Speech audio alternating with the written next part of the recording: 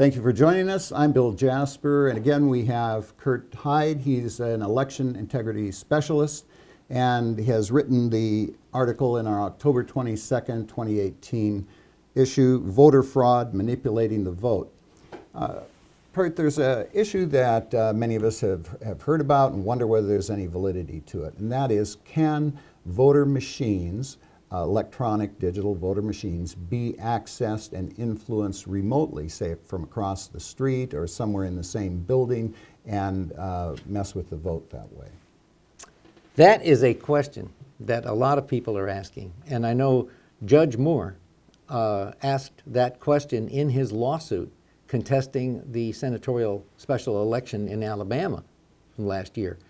And he raised it as a question. Unfortunately, the lawsuit was dismissed.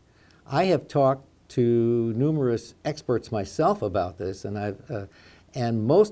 some of them at least have said to me that they believe that there could be eavesdropping on electronic equipment simply because you can listen to what's happening in electronic equipment.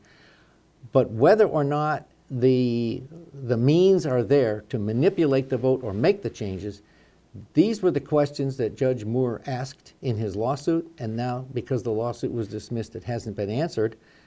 But I have to be at least suspicious that it's possible, simply because we've noticed now that some of these states, like West Virginia, are going to allow voting by telephone.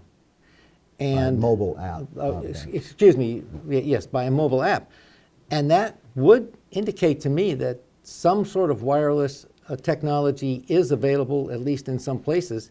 And because we are not necessarily told what's happening in this electronic equipment, we don't normally get all those details. And sometimes they are very dry, dull, boring details that people don't put on the news. So we really don't know for sure, but that's one more good reason to go back to paper ballots, really, because then we would know for sure. Now, the voting machines that are prevalent in most states are made by a number of different proprietors, some foreign, some American. So they use, I imagine, different technology or software inside those. So we don't really know the details. That's been unresolved since the case was dismissed. We don't really know what are the vulnerabilities of the machines themselves, correct?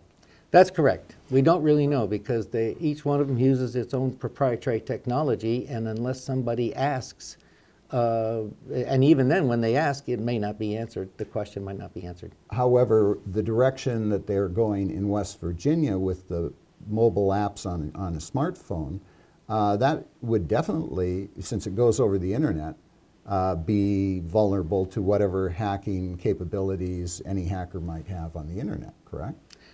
That is true, and we don't necessarily know for sure that their mobile app goes through the internet, but we do know it will be wireless at some point in there. Whether or not it's exactly the internet or whatever, someone may dispute you on that particular detail. But yes, what you've said is correct, and very clearly, if people are out of one side of their mouths, they're saying, we are concerned about Russian hackers, and the other side, they're saying, well, let's let people vote via mobile apps on their smartphones.